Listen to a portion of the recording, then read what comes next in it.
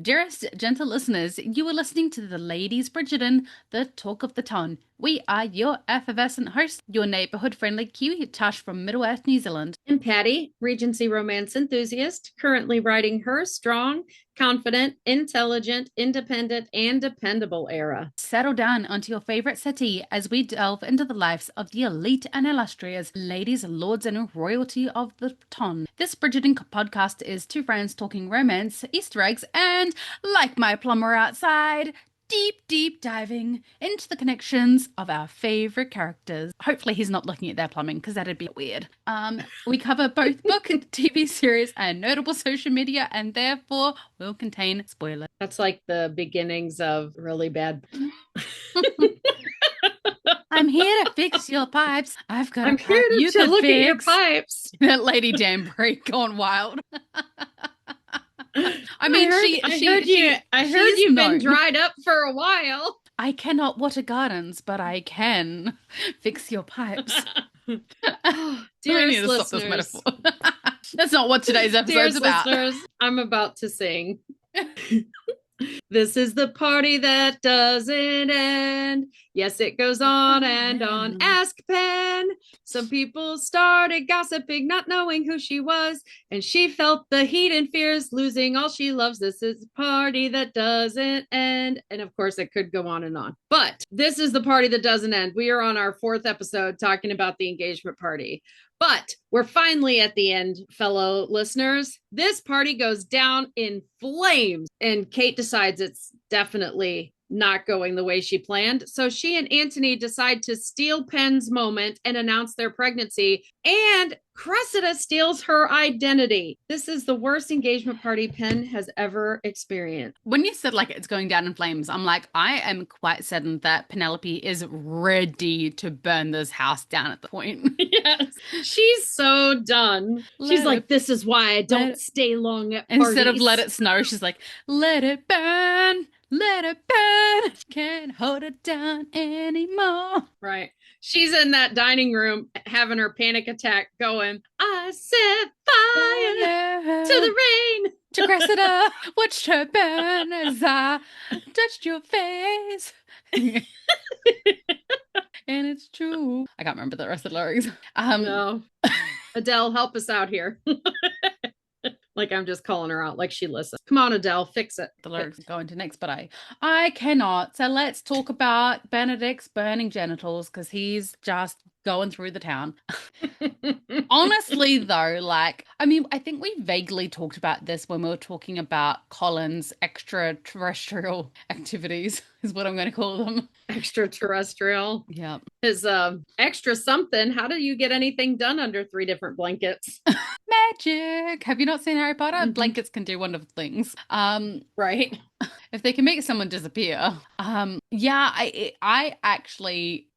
I don't think it's something that Bridgerton would ever touch upon because it is that kind of dark underbelly of the ton. And what do you call them? Venereal diseases? Yeah, venereal. I was like, is this? And there were a lot in Regency times. A lot. Yes. So it's yeah. I do definitely feel for the likes of Antony and Simon and potentially even Colin, but definitely Benedict. The likelihood that they were carrying and the likelihood that they had secret children out there, very high. Personally, I believe. And abortion and medications to avoid pregnancy were not very robust back then. No, there was just like things you could do to wash out the cavity. Yes. Type of thing. Yes. And then, of course, the bath thing from Queen Charlotte where she took a really hot bath after. I mean, I'm sure it'd do something, but not much. But that's what they had back then. They had, hey, this worked for me before. I'm going to keep doing it.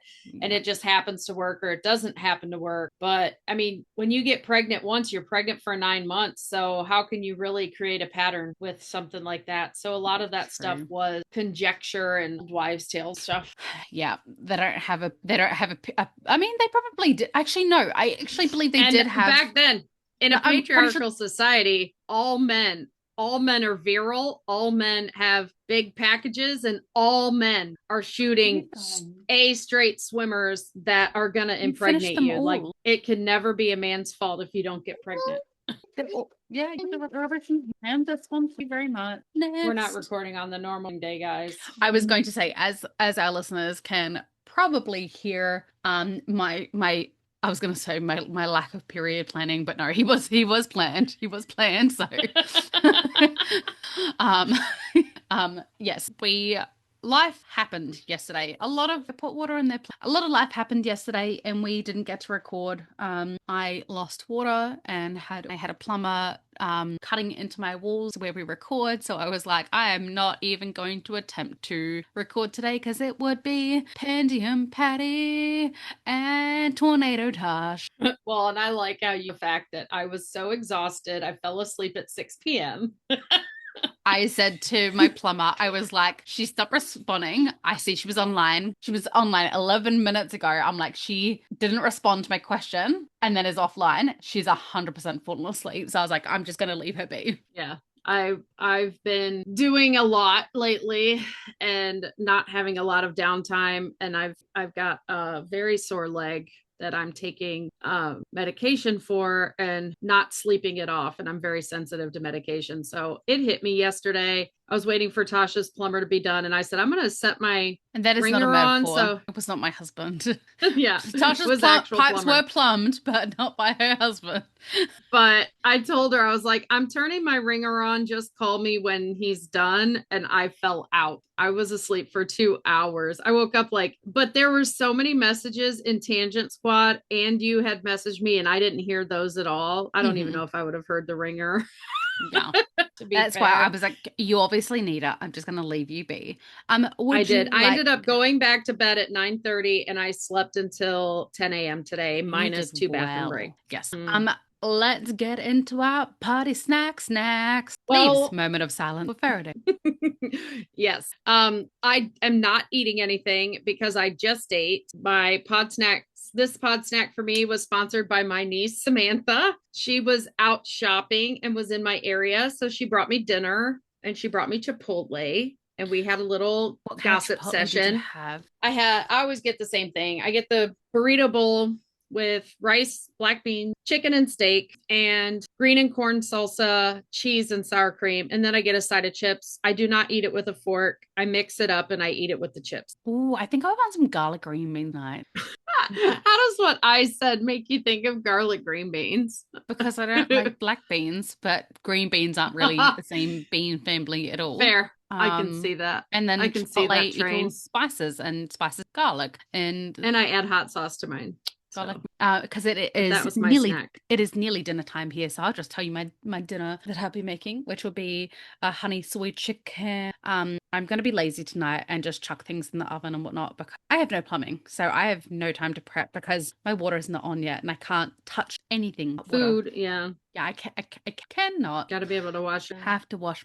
So I'm gonna do potato gratin, some honey sweet chicken, green and salad, like a good snack-a-lack. So I am not eating snacks today because it is 1 hour from dinner time. So I'm like, I'm gonna save myself. So we do have to. I just ate dinner about an hour ago. Well, we're not making haste. We're going to do Bridgerton. Yes. So it's towards the beginning because we forgot one. Bridgerton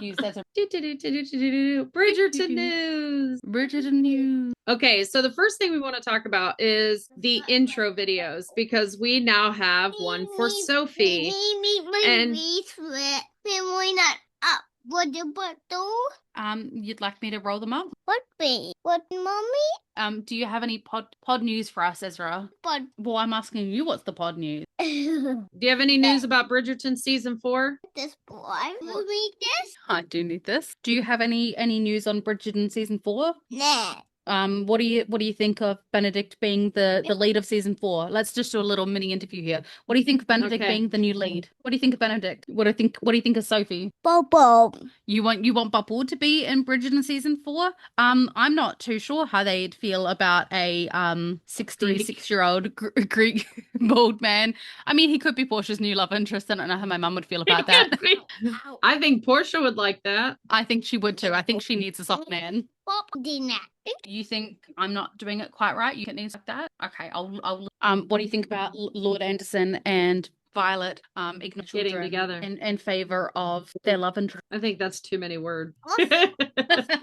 He's in the microphone going Ask up him and down. what makes Colin a good husband. Do you think Colin's a good husband? Dad. No. Oh, you hear it. Unpopular opinion. Do you think Colin's going to be a good daddy? No. You heard it here first, people. Season 4, it's going to be loose. Colin's not going to be a good husband or dad.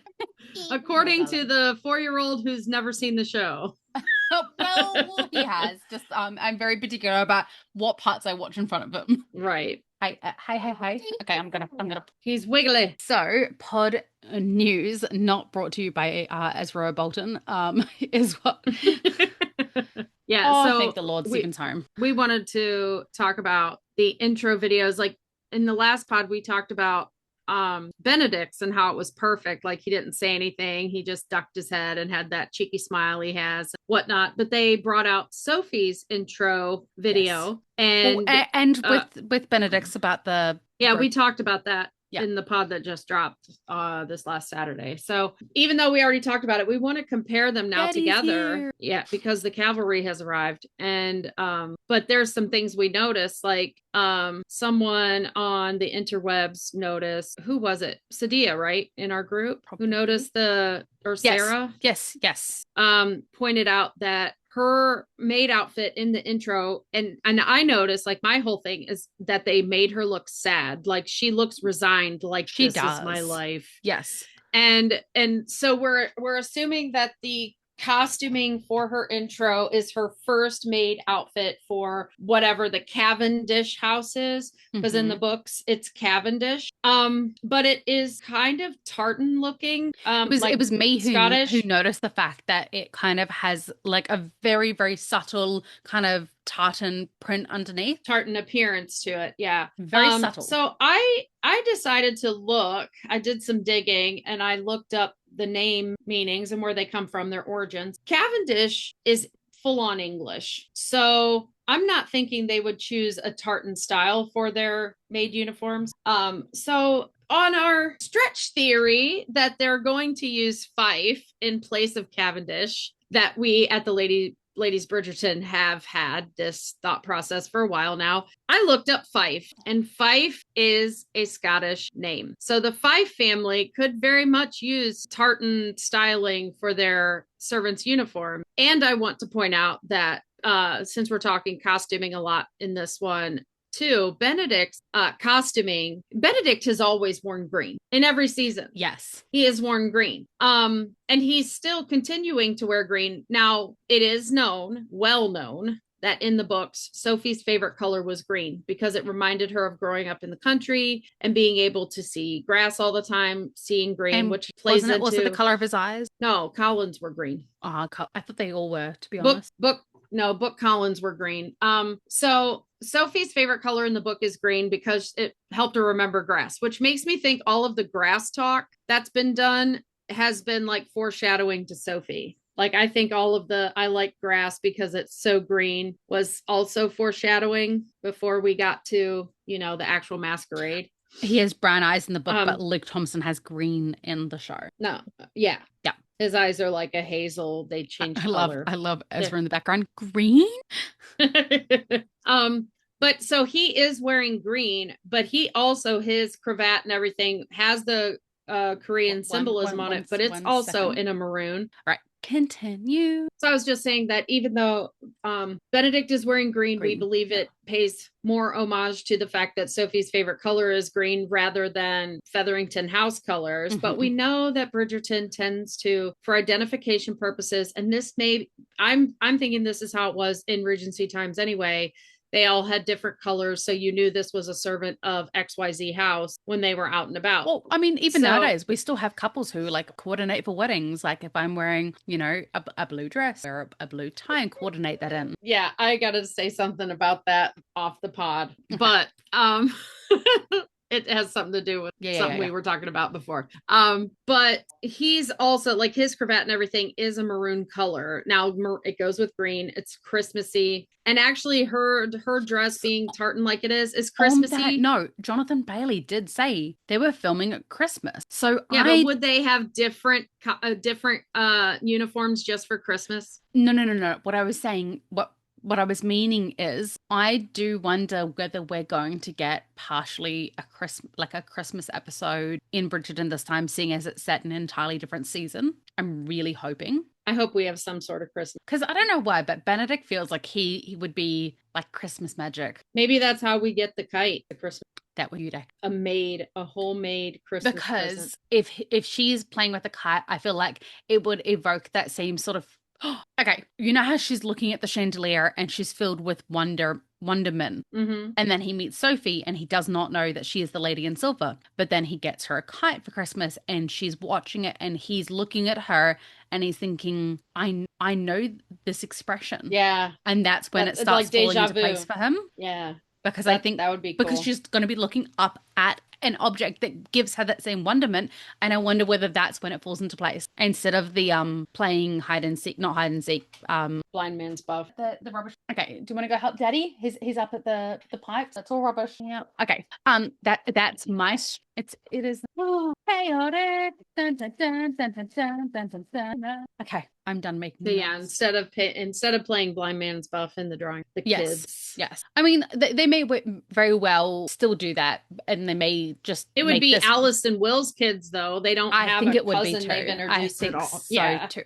Unless they stop being little bastards and bring back Daphne and Simon, and it's their kids that they're playing with, little baby Augie. Yeah. Well, we know there's two because in Queen Charlotte, she was on the floor with at two least kids. 2 at that point. I would say probably 3 because it's a 2-year time jump. So I'd say there'd be 3. Yeah. So she'll play with the older 2, who would be so from season 2 there's another 2 years, then there's a 2-year time jump, so about 5 years old, 4 to 5 years old for the oldest. Maybe not. Maybe it will be Will and Alice. Potentially that could be the uniforms for My Cottage, because I know in My Cottage I don't think so. They're very grey. She ends up wearing men's clothes. They're very drab colors. In My Cottage, from memory, they were like grey and white. In the book, yeah. Yeah, I think they're going to they switched up. No, they switched up My Cottage in the show though, and they made it this huge estate. Didn't we it's see a joke? But we saw the mum and dad of My Cottage. The caretakers, you mean? Yeah. Yeah, but the picture we saw of them, I don't think they were in their costumes. It was just them in other roles. I don't think we've seen them in the character things yet. But anyways, my theory is I can't remember the actual names, but Mr. and Mrs. Crabtree. Yeah.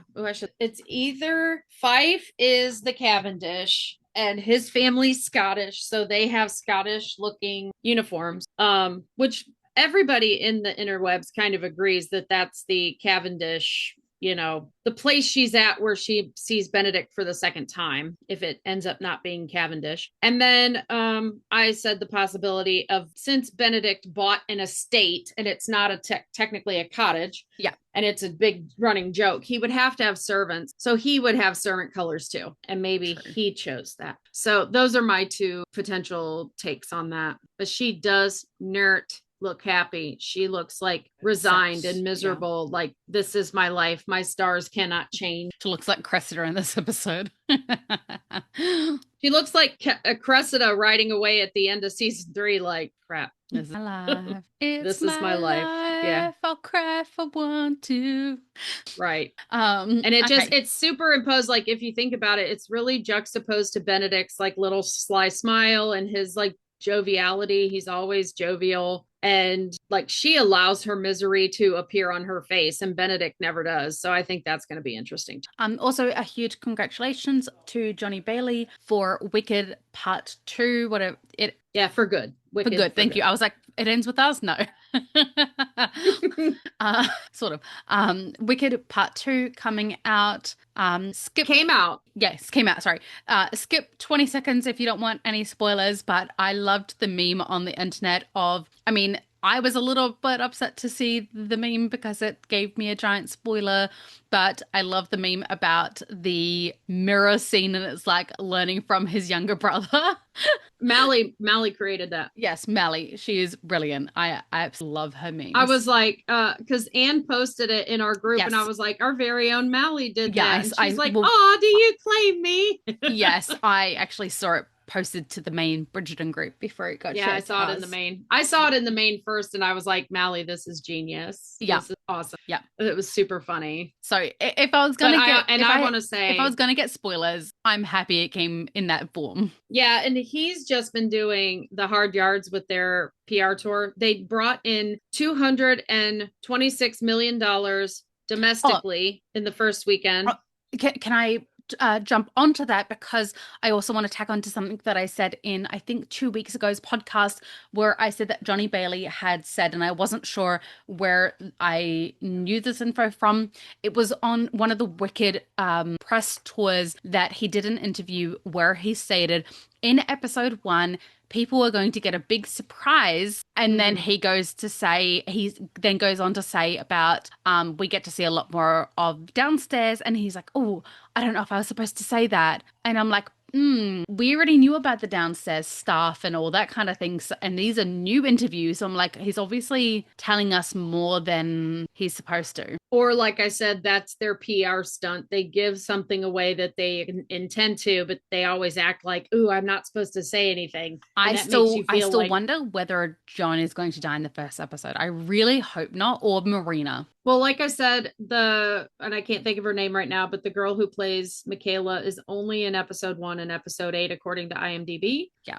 So, and I think they want to honor the infertility issues between Fran and John. So I think John is going to pass away in the last step, because that gives her all of Eloise's season, if Eloise is next, to mourn, and then she can have her own season with Michaela. Masali Baduza, and I really hope Masali. I didn't. Masali. I really hope that I didn't butcher that name. She's really, really, really beautiful. She's got some real pretty But I eyes. also saw Johnny Bailey did the sweetest thing. He watched Wicked for Good with a theater full of people in England, because he was there surprising his sister, who had gone out to see it with her family, his 2 nieces and everything. I just saw that before we started recording. That's it was so super sweet. Yeah. All right. Is there any other pod? One more Bridgerton news.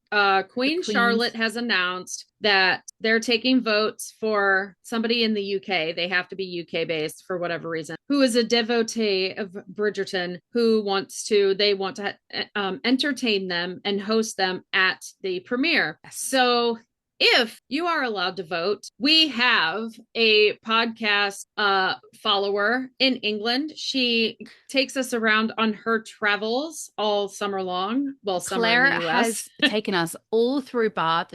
She's gone to pretty much every location that they have filmed in and taken photos for us, and like even taking like specific photos, like the hallway, like little like nook where Lady Tilly and Benedict first start courting. She took photos of that. She's been to the naval yard. She's done tea. Yeah. So if you are able to vote, if you go and sign in and you are able to vote for Claire. You can get her last name in the Facebook.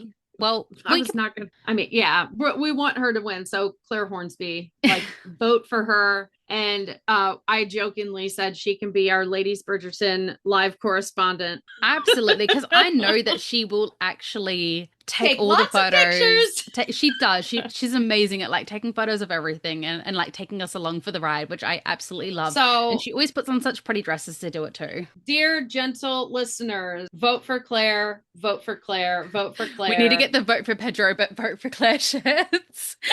Vote for Claire. Vote for Claire. Vote for Claire, our UK tangent queen, to be able to go to the premiere. Child had some like grey hands, and I just see him go like this with something grey in his hands, and I thought he was about to throw a rock and dough. Just showing me a doorstop. Mommy, look, we find this thing. One moment, gentle listeners. I have no water again. The plumbing saga continues.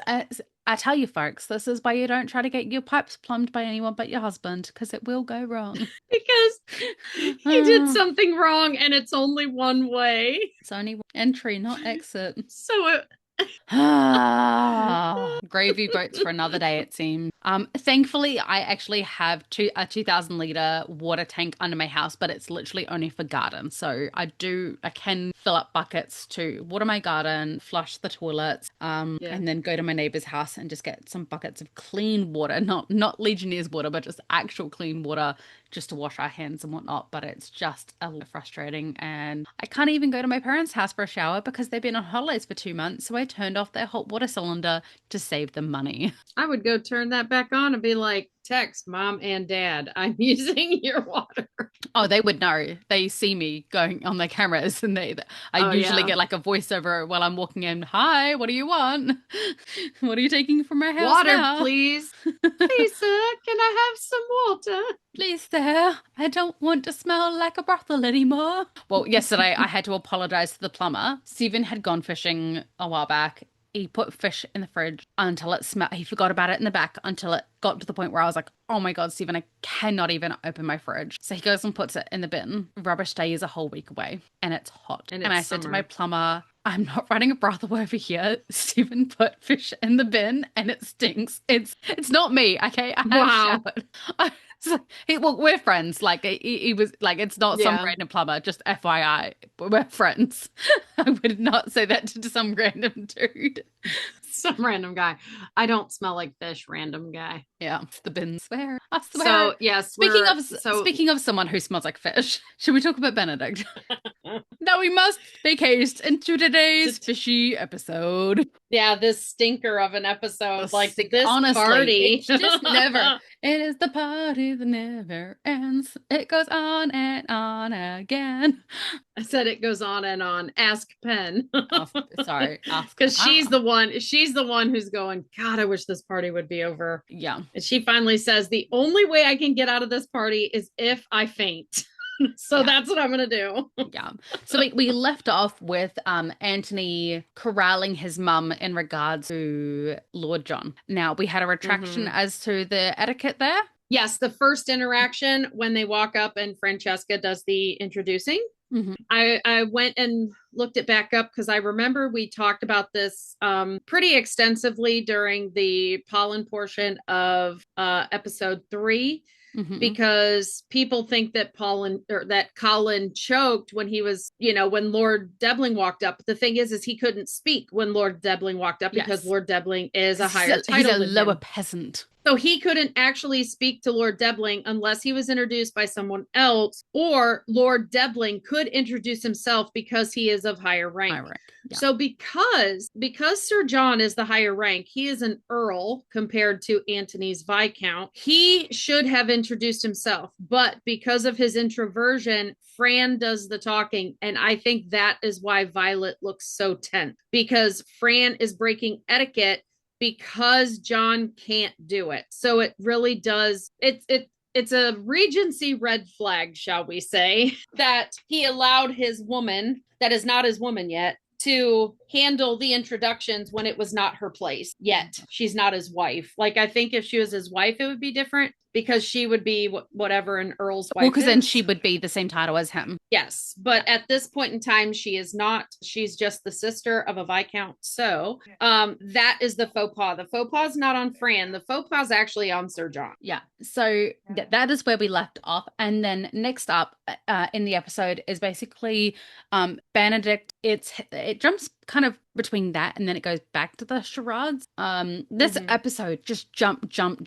Like, it's honestly quite, they put too much in. It has taken us so long to get through this episode because so much happens. Yes. And it's because they have a storyline for everyone in the room. Yes. And that makes it hard because everybody in the room has to play towards their storyline. Because in like season 1, they were background filler. You might see them talking to each other, but you didn't have to follow like what they were doing because it gives you a clue to their story, really.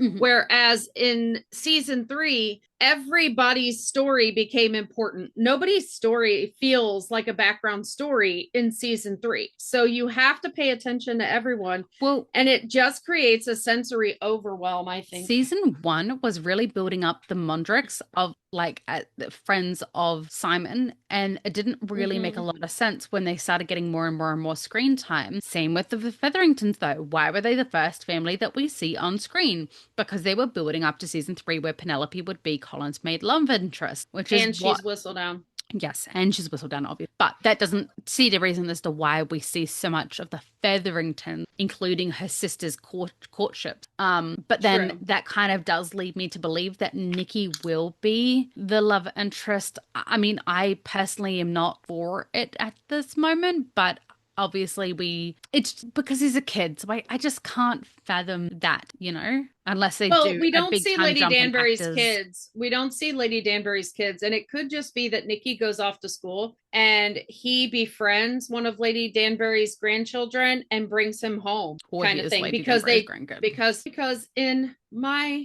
our canon, Alice is Lady Danbury's love child. So yes, as this gets found out, potentially he's like, hey, we look alike, we're related, like a Parent Trap kind of thing. Yeah, so I do think that's why they're maybe getting so much screen time, is because they're building up to something kind of like the Featheringtons and Lady Whistledown, and we just don't know what that something is yet. So yeah, they've got a lot Chris Van Dusen, and the way they wrote seasons 1 and 2, even Colin and Penn's lead up to season 3, they were not main storyline at all. Like, we looked at them as Pollen fans. Like, we looked at their story pretty closely, and we catch things in the background, look, holding hands, whatever, but they were not a main part of the story at all. They were definitely a side story, but a lot of the side stories in season 3 feel almost more important than the lead. And in this room, that's a good tea towel. That's a good tea towel.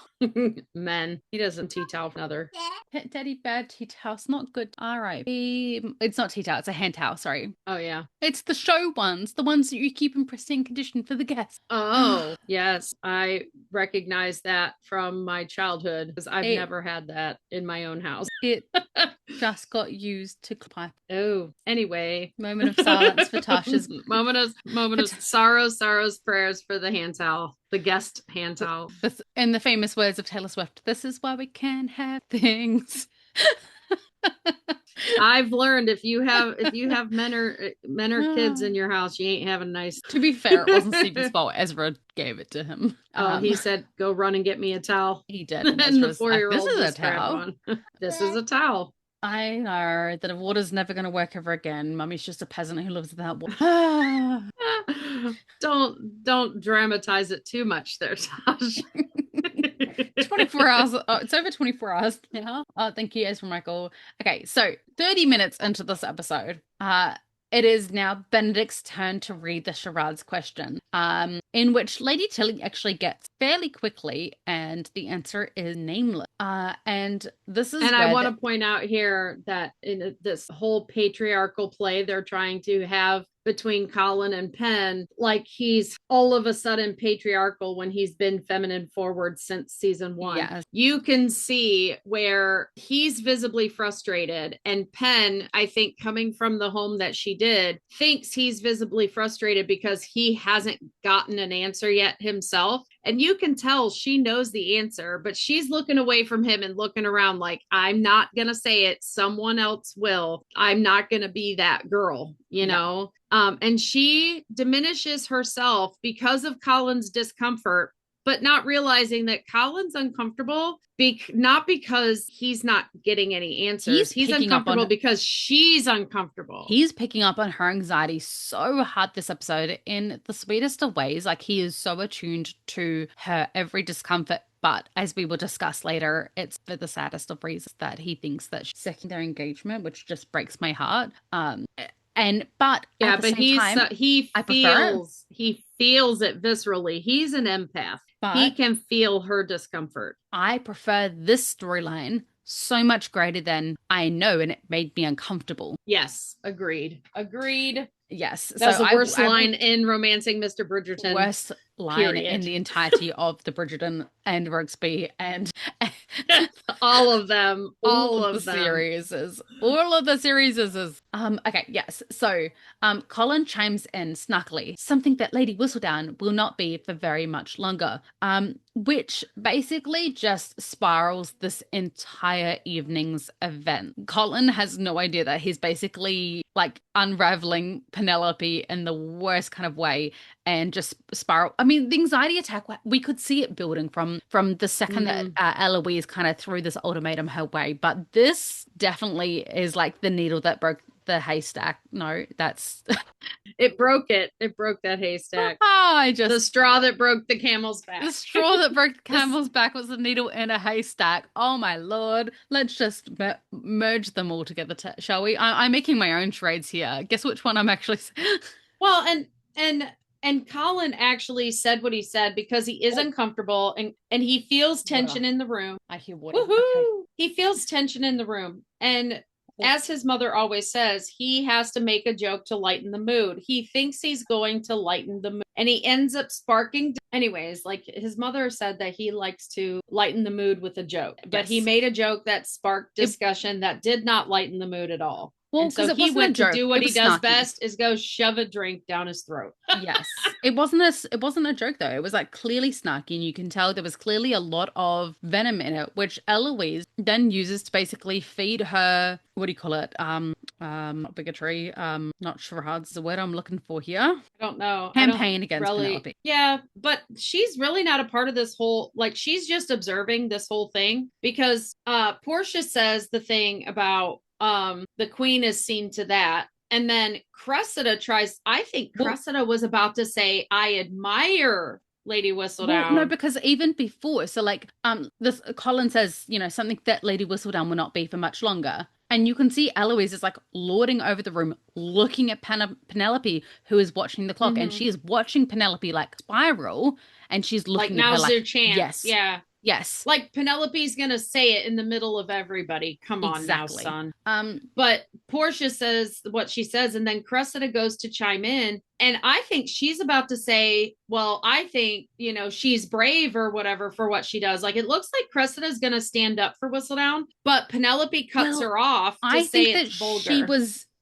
She was originally going to like say something in regards to, I don't think she actually thought of the plan of speaking out in the way that she did. No, literally until not until here. Portia literally gives her the idea. But I think at this point she is formulating and she just can't, she's a slower processor. And so she's like, but I think she was going to say something positive about Lady Whistledown, which might have helped her and Penelope's friendship if they ever develop one, And then Penn cuts her off and says, I don't understand why everybody's trying to find out who she is. Who'd pursue a matter as trivial as Lady Whistledown's identity? It all feels vulgar. Reason number 1263 why everyone should have known it was Penn. Because she says it actually quite snarkily, which is unusual for her to let her kind of Featherington claws out in public in front of everyone. But you can tell that the anxiety is protest too much. Though, what is it? Whoever dealt it smelt it. That kind of vibes. Right. The person who's denying it the most is usually the one who did it. Those who denied it supplied it. I have all the fart humor. Okay, I grew up in a street with all boys.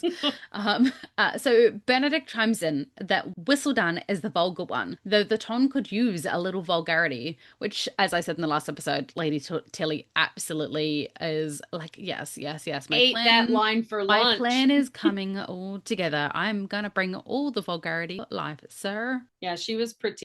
She's got the Mr. Burns fingers. Well, and I think that she felt that she influenced that because he talked down about Lady Whistledown, and then she's like, "Oh no, I don't look down on anyone who speaks their mind." I honestly thought that Lady Tilly would have actually defended, because she's really outspoken, and we saw she literally was outspoken in a whole room full of men. Could not care less. But now that she's amongst the Bridgerton, she's a little bit more tight-lipped and is kind of just see how things play out, which I was actually quite surprised because of how she reacted to Benedict when it was just in the privacy of her own home where she stood up for Lady Whistledown. But now that people are bad mouthing her in public, she stays quiet. She would 100% But I think it's be, because it's the Bridgertons, because she ends up developing, I think she's already been developing feelings for him, and she wants to place a good impression on his family. Yes. So if the family consensus is Whistledown sucks, she doesn't want to defend Whistledown at this moment until she gets a good feel for the rest of the family.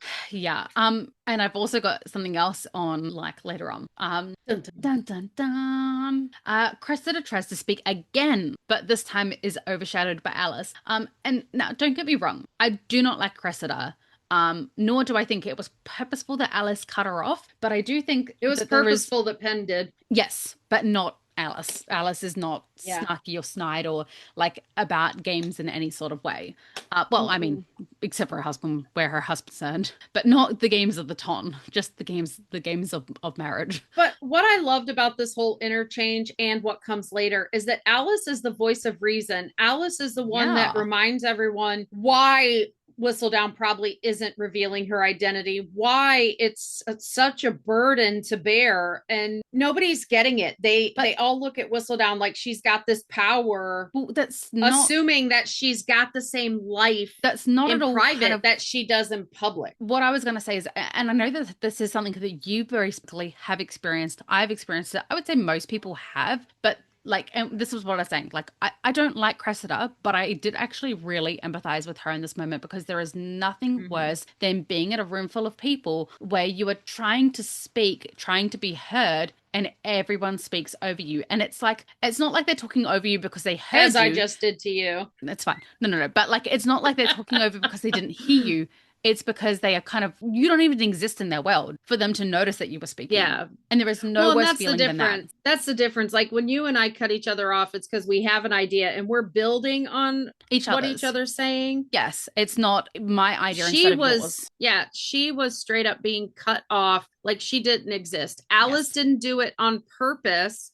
I think that one was just like two people started talking at the same time almost. But with Penn heard her speak and was like, you're not saying jack about Lady Whistledown. You know the feeling where you have tried to speak something 3 or 4 times and then you just every single time shrink into yourself a little bit more until you're like, okay, I'm not even going to bother. Like, if you guys clearly don't want to hear what I want to say, there's no point in me saying it. Like, I'm not going to force myself on you. And I think that this is another moment where Cressida realizes that she does not fit in. And I absolutely do not blame her for kind of what she does next. I blame her for a lot of how she's comported herself in the past, but in this situation, there's not many of us that wouldn't have done the same if we were in her shoes. Right. So I really felt like this is a moment where I was like, "Oh, girl!" Like with what Cressida does, it reminds me of my son. Like he's in a situation where he feels overwhelmed and he feels a certain kind of way, and he acts out in a certain way, but he didn't think about the outcomes or the consequences of that and how to keep it up. If it was a lie, if it was some protective move, he didn't think about how he would have to keep that up ongoing. He only thought about the moment. And I think that's how Cressida was here. She only thought about the moment. She thought just saying she was Whistledown was going to be enough. It actually gives me very Marina vibes from season 2. Like, I need to do anything that I can to get out of having to marry the old guy, and was not thinking about the fact that, hey, I am months along into this pregnancy journey and I have a very slim time period until it is going. And even if Colin marries me, and even if he finds out that they aren't his, he'll be trapped. Like, yes, he'll be trapped, but he could make your life miserable. He could resent you so much that he is as bad as marrying one of those old dudes. Like, you don't know how a person will react when you put them through extenuating hardship. And what I don't understand, and this has nothing to do with this scene, but you brought up Marina, why she is so like kind of resentful of the life she ended up having, aside from the fact that George died. I get that, but she gets to live a married life where she doesn't have to pretend who her children belong to. Yes. They're part of that family. And her husband knows they were the children of his brother, right? Yes. Yeah. He did the honorable thing. That is what men did back then. If a brother Yes. Impregnated someone and they died, then they would marry that person so that the kid could still have the title or whatever if it went to them. So that really did happen. And I just don't understand her. I mean, she was very resentful. Anyways, it makes more sense in the book though, because in the book she was depressed from childhood, and losing George was just the cream on top of her depression. Like, she saw him as the silver lining in her clouds, and then he died, and it was just storm clouds and no rainbows. Right. So I think that you got a little more history there. Yeah. Yeah, a little bit more history, and it kind of makes it make sense. And the TV series doesn't always make it make sense. Well, and the thing with Cressida, I think they're playing on the fact that she is not clever, that she thought she could get away with something just by saying it would make it true, and that she wouldn't have to back it up in any kind of way. She thought that her import in society was high enough. If Lady Danbury made such a claim, the Queen would not make her jump through hoops to prove herself. She would probably take it as law. But someone like Cressida, I think she thought that her importance was a lot more important than what it actually was, because she has been treated by her mother up until this season as the diamond of society. When Portia's the one asking you, surely you jest, that's an insult in and of itself, because she has Philippa and Prudence for children. Very much. Yes. So anyway, Alice says if she's unmasked, it'll spell ruin for her family, with Colin chiming in and saying, and certainly any hope of marriage. And that line was such a kick to the gut for Penelope, because of all the people to say it, it was Colin. And I think it was actually really bloody petty on the writer's behalf. Like, I get that it did serve its purpose, as Cressida hears that line and jumps at the idea of it ruining a chance of marriage. So I know that they put it in specifically for Cressida's ears more so than Penelope. Well, both. They also put it in for Penelope's, because it would be far more believable that Penelope would have an anxiety attack over hearing Colin say it than anyone else. Because her mother, biggest fear is losing him. Yeah. She's heard it from her mother her whole life. The only person that she's never heard it from, well, I mean, outside of, I would never dream of cutting Penelope. So anyway, Penelope is like mid. We've beaten that horse deader than Basilio, so we can move on. R.I.P. Basilio. So Penelope Basilio's horse. Sorry, Basilio, we're not trying to kill you off. Well, I don't know. Did you hurt your horse? Because maybe. Penelope is mid build up into a panic attack.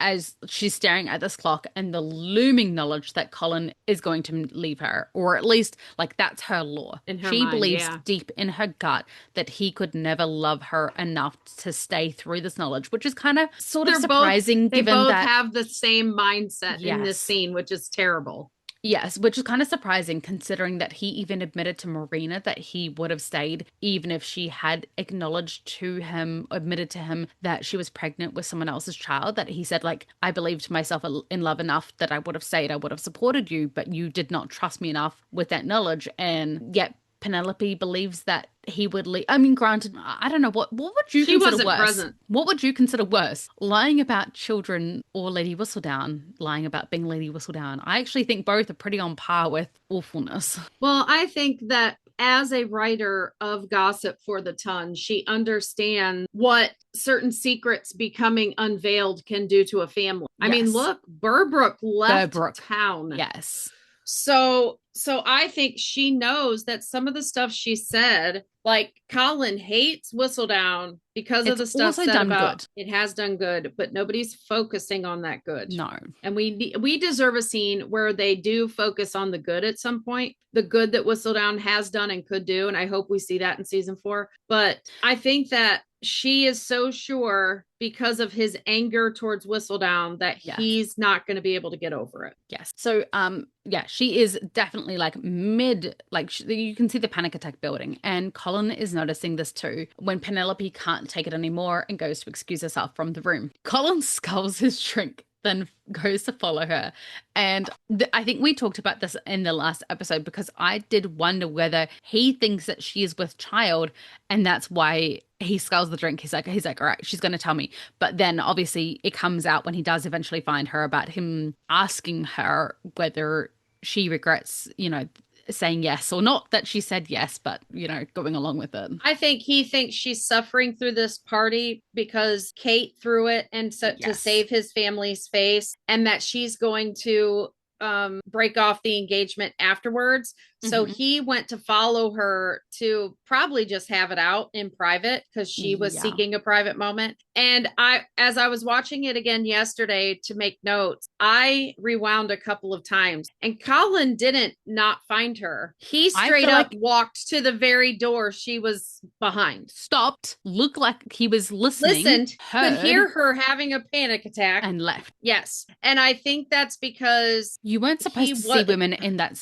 like in a hysterical state. Yes. It was improper. And she had shut the door. If she had left the door open even a little bit, I think he would have tried. But Colin, as the king of consent, because the door was closed and because he could hear her breathing like that, and she randomly chose the dining room. Yeah. I almost think too, because she chose the dining room, and he's like, damn, I shouldn't have spilled that drink. I really need a wee, and she's in the toilet.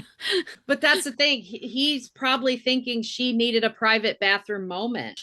Because yes, ladies don't normally go in the dining room, but if you're not using the dining room and you happen to know that she's been to that house a million times. So he's probably assuming she's had an upset tummy and she's having a private moment that she does not want her fiance to see. But he walks away. Yeah. This is where the scene kind of cuts to Kate telling Anthony that they should tell the family. And honestly, the backlash what word am I looking back? Whiplash. I don't know. What are you trying to say? Whiplash, yeah. My brain ain't. So I went to sleep at 2:30 and Ezra woke at 4:30. Yucky. So just to give some context to the no sleep, no water. Yeah. I'm dehydrated She's and not tired. She's not drinking that Legionnaire's water, so it's not a parasite.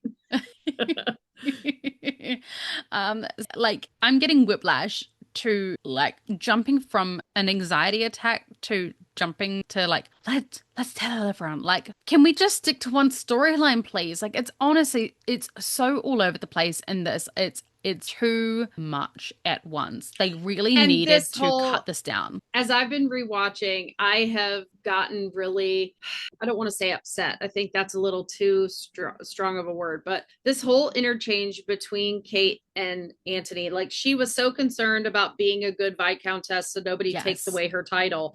And now she is going to steal the thunder of a new potential bride at her engagement party, her new sister, which is a huge, her new sister.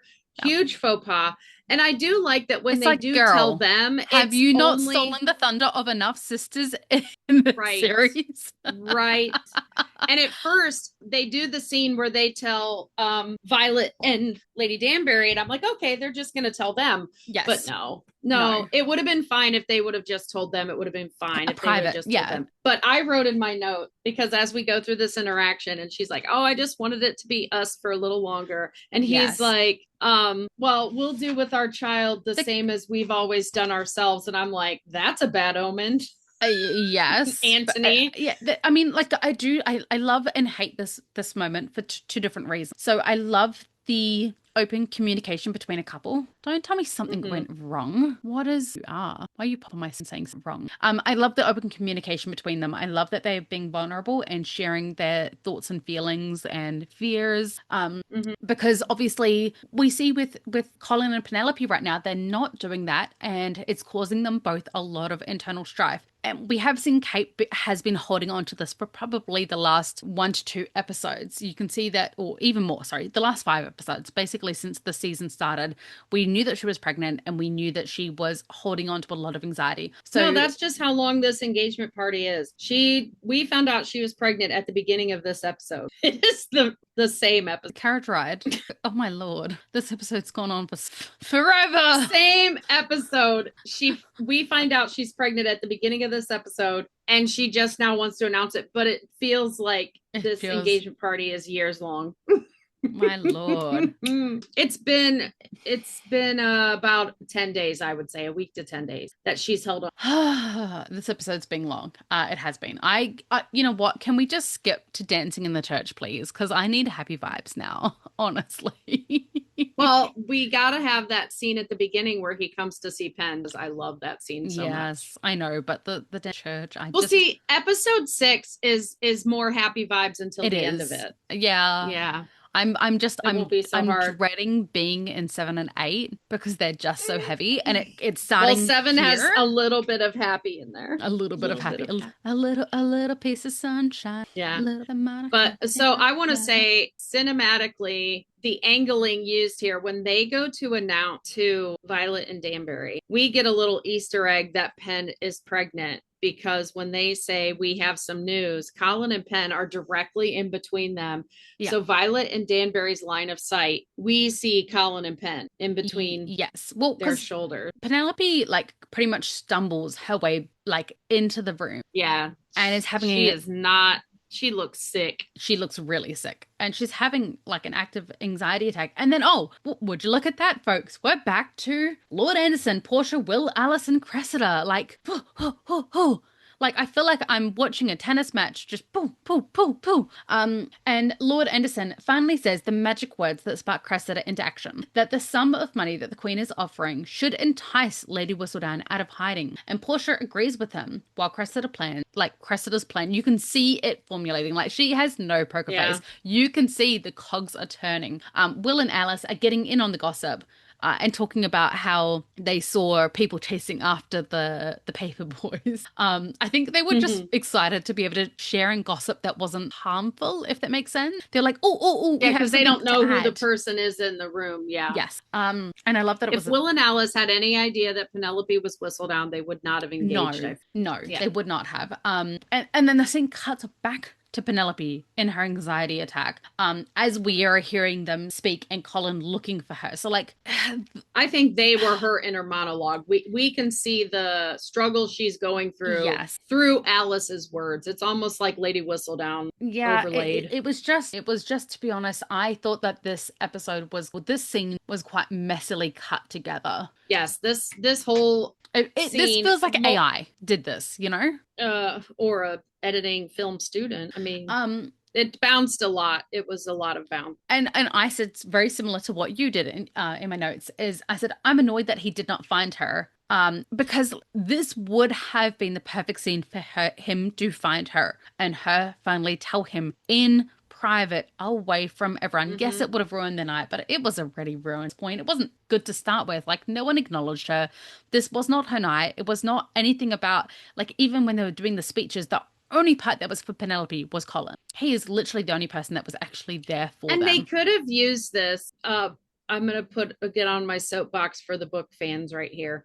I know we already had the "you're my mess" moment, but if he would have found her alone and let's say he was going to knock, but it was almost midnight. So Eloise also left the room to come find her because she's going to make sure Colin knows one way or the other, right? Mm-hmm. So let's say she knocks and she goes in and it's the three of them and she gets Penn, or Penn decides to tell him and tells him. And then Eloise leaves the room, but shuts the door. Yes. And it would be that same scene from the book with the drawing room where they end up kissing and he runs his hand up her leg. Now, granted, they've already gone farther than that in the show, but we could have had that similar moment, or where he hides behind the one. Well, to be honest, because we all kind of said that we wanted more sex scenes, so they could have given us the sex scene from the book in this moment. It didn't even have to be sex; it could just be canoodling. Come on, yeah, just anything. And nobody would have thought anything of it at the party. No. They are an affianced couple.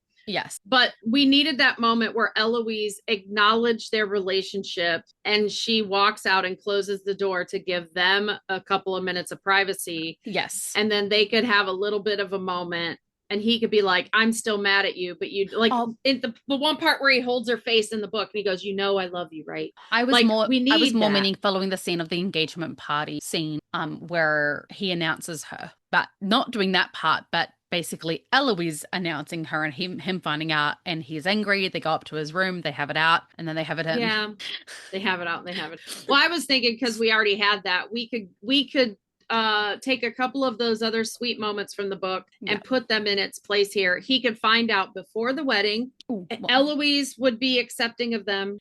So now Colin admits that he thinks Penelope is out of. No, we're not there yet. Wait, not. I know. So Portia now continues about how influential Lady Whistledown is, powerful, and how can she. And how can she do whatever she wants? How, I tell you, and how she can do whatever she wants, and includes the fact that she would not have to marry. This line definitely seems like it was literally like, you know how we talk about how Violet is a little bit Maleficent. Precognition, whatever. Precognition. Words today. I require more than 2 hours of sleep to know words. You know how we talk about how Violet is like almost precognition when it comes to her children and the matches that will actually stand the test of time. I feel like Portia has that, but where it comes to like drama and stirring the pot. Because it's like she knows exactly. It's like the spirit guides of everyone in the room gives her the thing to say to taunt somebody into doing something. Yes. Well, because this line just seems a little bit forced to further Cressida's story, as most young women in the ton do actually want to marry, and Portia is actually a great believer of the marriage mart. Like, even though marriage didn't have a love story for her or anything like that, she's very much a believer of social climbing and marrying whoever and whatever.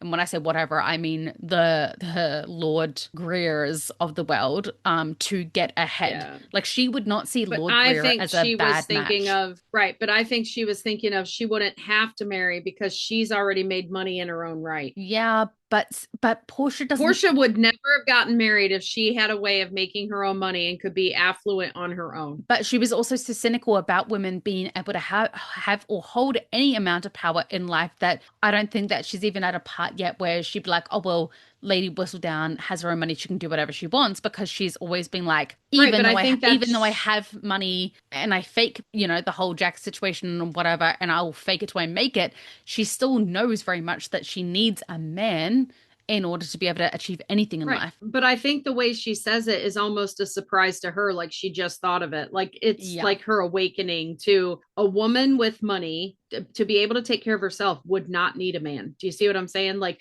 she says it almost as her own awakening, but it triggers Cressida as well. Yes. Yeah. But the irony being in this moment, because Alice's words overlaying Penelope's anxiety attack about having to live with the secret for all this time. Like, how could you? She's the only one who actually sees it from Lady Whistledown's perspective. Well, who speaks out. Like, imagine how lonely it would. Yeah, imagine how lonely it would be. And I think that we absolutely need it. And I kind of expected this from Lady Tilly more so than Alice. Not that Alice isn't outspoken, she is, but Lady Tilly's always been like a women's advocate kind of a speaker, if that makes sense. Yeah. But I think all the people sitting over there are kind of the party outcasts. Yes. They were all invited, but not invited. Like there's somebody at that party that doesn't want them there. And not so much the Mondricks. They feel out of place, so they're sitting there. Mm-hmm. But Lord Anderson was invited, but Lady Danbury didn't want him there. Yes. Portia went when she didn't have to, because she was trying to align with the Bridgertons. Penelope's the only Featherington that had to show up, and Cressida invited herself. So that whole group of people are all people that felt out of place. Needed a chaperone. Not at her engagement. I would say so, because until the second that she's married, but not everybody's legally, but a chaperone. Societally speaking, she still needed a chaperone. Well, Portia's still out of place because she might have been invited, but she wasn't there. Yes. They were actively avoiding her. We'll say it that way. She was being actively avoided. Everybody sitting there felt out of place in one way or another. That's that group of people. So everyone at this point is kind of concluding how hard it would be to hide that secret and burden. And the burden, it would be right as Penelope returns to the room, only to see that Eloise's timeline has drawn to a close as midnight hits. Colin, my wife is back. Not your wife yet, buddy. He's my wife. And he sensed her. He sensed her. She walked in and she's kind of in a daze, and he immediately whips around and he gets up and goes straight to her. Like he was not facing the door. but he knew when she He walked in. nearly runs to her to check in on her and tells her that he knows has been bothering her. And I just think He can that feel it. this moment is so sweet and so sad because I hate that he feels so insecure in himself that he really thinks that even the slightest of possibilities that Penelope's anxiety is due to her regretting her decision to marry him, and says, like, if you do not now share my feelings. It's like, buddy, there has not been a moment since the two of you met that feeling has not been mutual. Yeah, but he doesn't know that at this point. But it's just crazy to me that, like, He everyone thinks else he can see stole it. her. He thinks he stole her from a titled man with a great fortune, and he's blessed, but she might be having second thought. Well, maybe not even about him, but about what Dundas could have done for her family to protect her, knowing what we know about the Doubling. letter on his desk. Yeah, he knows about Dundas, so he thinks she is probably regretting letting Debling go because that would have saved them. He can't save them from Dundas. He knows this. He's got to remember that Colin I can send bumblebees after him, and that's about it. Colin knows about Dundas, so we have to look at everything he says and does from that perspective. He doesn't know she's Whistledown, but he knows her family is in trouble. Penelope says, Colin, I need to tell you something, and is really trying her best to get it out whilst in the middle of an anxiety attack. Eloise looks over and sees the interaction, sees Penelope struggling, and instead of looking even one little bit empathetic that, like, her best friend is about to destroy her entire life, instead she looks almost not smug. I don't know how to describe the way that she looks, like, oh, like, I think, okay, can I give my perspective here? Because I don't think Eloise was that evil in this moment. It's not smug. I just don't know how to describe. I think she's thinking, well, she can't do it, so I'll do it for her. But yes, but I also have a different perspective on that, because as she strides up and says, Colin, I need to tell you something, like, I honestly wanted to slap her for how thoughtless she is, because it feels like she is trying to tell Colin before Penelope can, so, or at least be there to be like, I was trying to tell you when she told you, so that she can basically absolve herself of any guilt. Like, yes, she wants to absolve herself. It's what it felt like. It wasn't her trying to protect her brother. It was her trying to make sure that she did not get in trouble for something someone else did. And you can't see my quotation fingers, like my sarcasm fingers here, people, but they're sarcasming. Yeah. Well, and I think that there was a lot going on with Eloise in this very, like, 1 second. She sees how distraught and upset Penelope is, and she wants to help her. So she wants to help her tell. But when she gets up there, because she sees that it's turned midnight, when she gets there, she starts the conversation like, Colin, I have something to tell you, like, thinking that's going to trigger Penn to blurt it out. Mm-hmm. I think she thought Penn would finally be able to say it if she thought she was competing against Eloise saying it first. Mm-hmm. But then Colin interrupts her to go get the cold towel. I love that he could not care less about what Eloise has to say. Like, you are not important right now. This is my wife. This is my future. She is all that matters. Like, he almost did can you not see she's in distress without saying that? Like, he totally pulled a Violet. Yes. Like, you should be focusing on this instead. Whatever you have to say is unimportant. I don't know. That. Like, I see what you're saying about, like, trying to force Penelope into saying it, but I honestly got the vibes that she was just trying to cover her own ass by throwing Penelope under the bus. I do think she wanted to cover her own butt, but I think her initial walking up there, that face was, what is wrong with Penn? She's so upset. She doesn't like seeing Penn upset. So maybe she thought Penn needed help, and she initially went into help, but it's such south. A sibling move where one sibling goes to tell mum that something's happened, and the other sibling interjects to say, hey mum, this happened, and tries to basically throw the other one under the bus before they get in trouble. Like, it feels like that moment, which, I mean, they are still kids, and like, not kids, but you know what I mean. Like, I just saw a TikTok recently where this lady's recording her very young toddler without full speech, and a cat. The cat has its paws up against the wall, like they're both in the corner, and she's like, and you guys can get out of the corner when you are able to, tell me what you did. And the kid is like, but mommy, the cat told me to. Kitty told me to. And the cat just looks at her like and goes, meow. It's like the video I sent you the other day of Ezra in the water running, and even the bird's like, what's this kid doing? Right.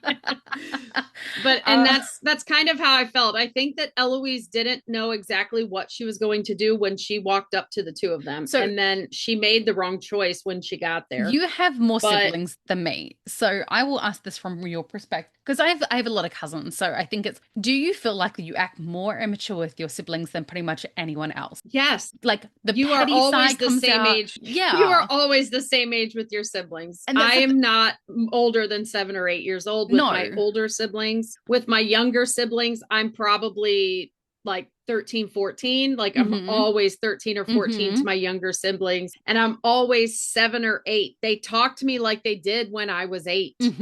To my older siblings. So no, you are always a kid with your siblings, like always. And that's just kind of the vibes that I get from this moment of like trying to tattle on your sibling before.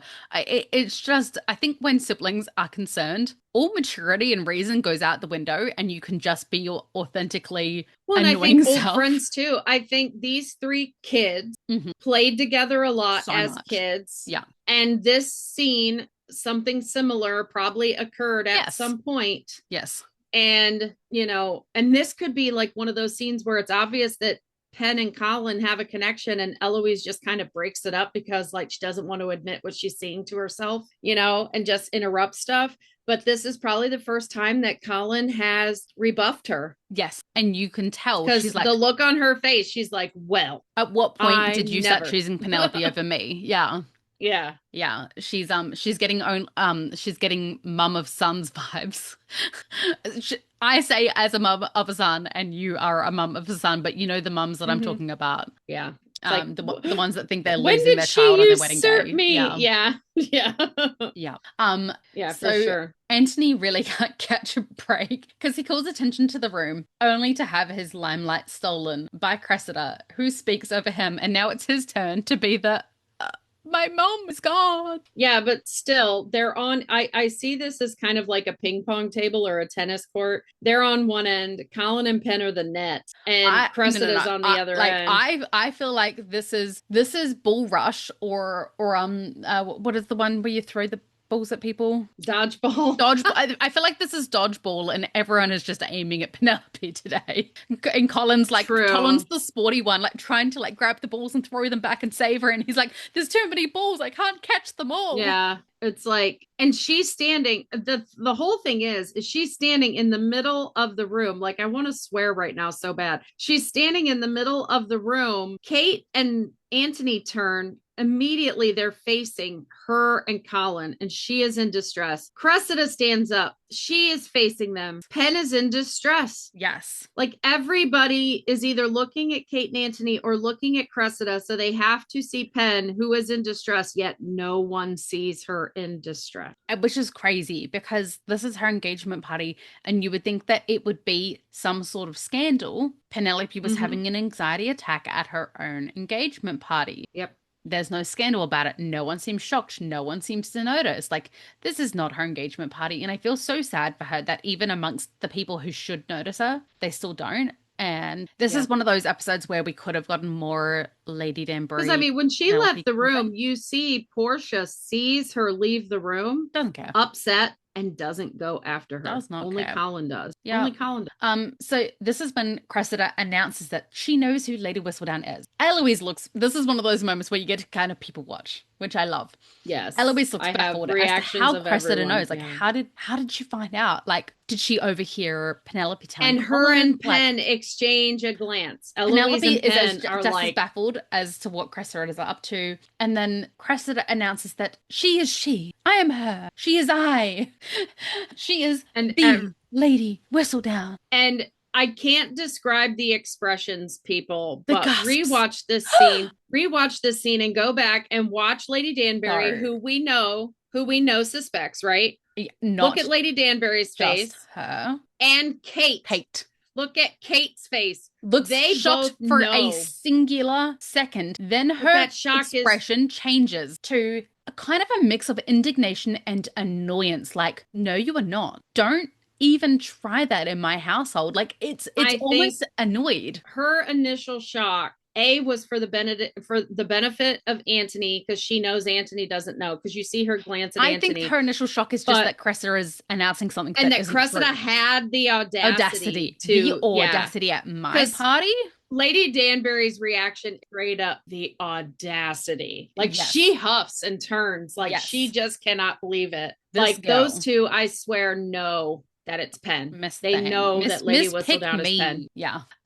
Portia is the first one to speak and say that surely she is just. Colin and Eloise look at each other. Colin obviously thinks that she is checking in to see, because obviously his feud with Lady Whistledown, and he thinks that she's checking in like, oh, how are you doing with this news? Like, this is the two people that you've hated. He believes Eloise knows. Well, these are the two people that you've hated for so long, and they are the same person. How are you feeling about that? And then, yeah, obviously he would think and I took it different because he's kind of mad. And I was like, this is Eloise's karma. She was so worried about him finding out that it was Pen and that she had to have known this whole time, only for Cressida to announce it. And she's been in cahoots with Cressida this whole year, much to his chagrin. And he just looks at her and she's like, crap. You know what the thing is that annoys me? Time. We could have gotten more of the book scene of him suspecting Penelope, but him suspecting Eloise through helping Cressida. And he could have had all these conversations with Penelope in episode 6 of, I can't believe that she was helping her. Cressida couldn't do it on her own. Yeah. She's been sneaking off to write things. Is she helping write parts of these articles? But actually it was her writing to Lord Crane. Like, they could have started. But like, Eloise deserves this for how crappy of a friend she's been. She's basically damned if you do, damned if you don't. Yes. She was trying to push Pen to tell Colin, but in the end, Cressida steals her identity. And as Cressida's current bestie, Colin still is mad. You know what I mean? I think that Eloise finally gets how awful this would be for Penelope, like when she finally like hits the ground, because this is when Penelope finally passes out. I do think that part of this reaction is genuine, but part of it is also exasperated by pregnancy emotions and hormones, which flood your body like crazy. Like, and she'll be in the thick of it right now. Like, she is in, month 1 usually of pregnancy. Like, she is in the thick of your hormones changing everything in your body, all the relaxants in your body, all your HCG levels just skyrocketing. So I do think, like, because obviously HCG also increases your blood flow, increases your anxiety. Like, so as much as it is a very overwhelming moment, I think it's also exacerbated by tight corset, extra blood flow, pregnancy, all of that combined. And just all the stress of culminated in one moment. So everyone rushes to Penelope's side, whilst everyone just completely forgets that Cressida exists, which I kind of love. But she expects it this time. She has been sidelined this whole party. Yeah. But this time she just drinks her drink like, you guys go do what you got to do. I'm Lady Whistledown. I felt kind of nice for Penelope in a weird way of this moment. Like, oh, you finally realized Penelope exists. And all it took was her crashing out at her own engagement party for you to finally realize that she exists in this party. She finally gets the attention she deserves, and it's for the worst possible. And again, her triad, her intimate family, which is Portia, Colin, and Eloise, are all on the ground with her. And I said, in a weird way, it was kind of nice to see Portia like fussing over Pen like a mother would once, like stroking her face, checking in. Is her temperature okay? Like, what's wrong with my girl? Is she going to be okay? Like, it was nice to see Portia just being a mum for once, like a mum, not just Portia. And we get reminded that Eloise does love Penelope. Like, she's down on the ground. Finally looks like, oh shit. I think I actually took it too far. Like, something is really wrong here, and I too far. So I think this was sort of a turning point between Penelope and Eloise, because as I said, Eloise has just been stuck in this cycle of anger, and she doesn't know how to get out of it. And I think this was like the thing that she just needed to knock her off that course. Instead of looping over and over and over again, she found the train veered. That Pen is still vulnerable, even if she is Whistledown and she does have power. Pen the person Pen's still Doesn't. Pen, and Yeah. she's still vulnerable, and she still doesn't know how to navigate society. And Penelope, the person, is still a wallflower. She's still forgotten. She's still sensitive. She's still vulnerable. She's still looked down upon by the Ton. And feels completely like a fish out of water. Like she feels like everything's coming crashing around her. This whole season is a bunch of people who don't feel like they fit in, but in this whole party that's for Pen, she has not belonged from start to finish. It's never been treated like it was a party for her, except when Kate said she gets to go first because it's her night. It's like, you know what? So you have a party and you throw it and you find out it's someone's birthday and you had a cake, but it wasn't a birthday cake, but you just write their name on icing and, oh, here's a birthday cake. Happy birthday. Yeah. That's the vibes. That's the vibe. That's the like, vibes. This is really Kate and Anthony's baby announcement party. But since Colin got engaged, we might as well. It kind of feels more like they're coming out as a couple in society. Like, yes, they threw that party, but no one attended. So this feels like their hard launch. Their little soiree, yeah. Yeah. It feels like Kate's hard launch into the Tom. Well, that's what I think everybody, because there's so many stories going on in season, everybody's in their own head and in their own stuff that nobody can acknowledge and be, I don't want to say be happy for Pen, because I think people are happy for Pen, but they just forget she's in the room. Yeah. And now with Colin knows where she is at all times. Like, he senses her and he knows he could follow her in their vast house and go to the exact door that she walked in and closed. Like, he followed her, the scent of her perfume or some business. Like, he followed her metachlorians, if we want to go Star Wars. He just could sense her like the Force. And so now everybody is like, we don't have to worry about Pen. We have Colin. Colin is the Pen divining rod. We will always know Pen exists and where Pen is because everyone in that room was doing their own thing, but he never took his eyes off of her until Cressida said, I am she. Yeah. He was concerned about Eloise until Cressida announced she was Whistledown. Yeah. Yeah. And then Cressida's just, as you said, like, she's in the corner, like, oh, that was such a good idea. Like, it's the moment where you or I have some sort of realization and we're like sitting there, like, really chipper with ourselves, like, oh, pat, pat, pat, well done yourself. Like, she's so proud of herself for concocting this cockamamie idea. Yeah, she is not thinking it through one bit. No, she's on the dopamine of, oh my God, I figured out a way to avoid being touched by that mothball of a human being. He is the human epitome of a mothball. Okay, and let's also go back though, because she's more like Daphne, where she likes attention. Yeah. But she's never gotten it. And here she is in a season with Pen. This is the first time Cressida has had all eyes in the room on. She is completely soaked in dopamine of, I had the attention of everyone.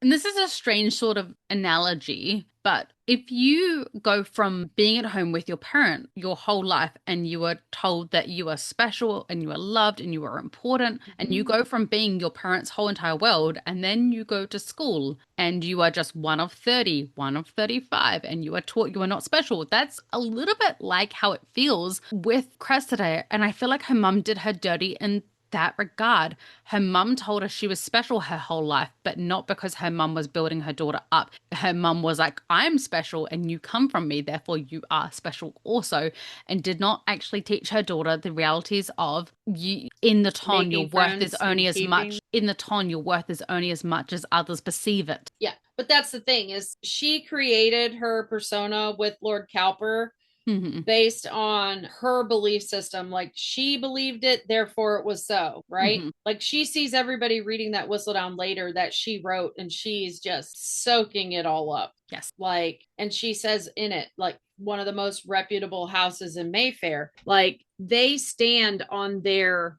reputation and the facade, not what's really going on inside the house. And that's what she raised Cressida with. She wanted Cressida to have that same belief system so that Cressida was choosy. But in a way, when she's having her get thrown at the prince, like she's maneuvering her with the prince, and then all of a sudden in season 3, she's telling her all the time that she needs to quit being so choosy. Like she's in her 3rd year and they're just going to have to find Didn't we someone say for that we'd her. kind of vibe her being with Lord Remington because they're both little gossip queens, and I think they like actually get along quite well. I still stand that. Like I do think, too. I vibe that. I think Cressida and Remington, and I think Remington would let her shop to her heart's content.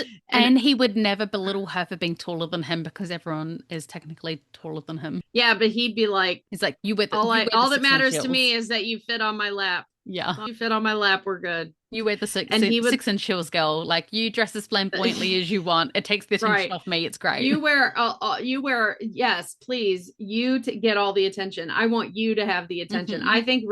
I think Remington would be like that so much. I feel like he would be like, look at my wife. Look how beautiful she is. He would be a hype man. He would be her hype man. Sure. Not a Ned Fuller hype man. Just saying.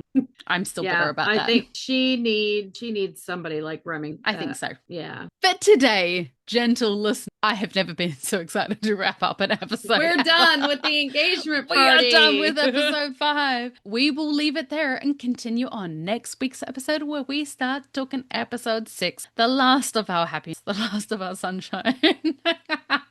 If you have anything in particular you would like us to cover or any Bridgerton knowledge you would like to share, please head to our Facebook page, The Ladies Bridgerton. And if you are enjoying our podcast, please remember to click like, subscribe, and leave comment wherever you are listening. Again, thank you for listening to the musings of 2 mad women over 4 episodes for a 20-minute. Honestly, I think we do average about like an hour and a half per 5. I think that's our average. We're doing better than most men out there. Yours truly, Tash the Kiwi. And Lady Patty. We're all about that endurance. And that's the end of that. That's going to become an outro.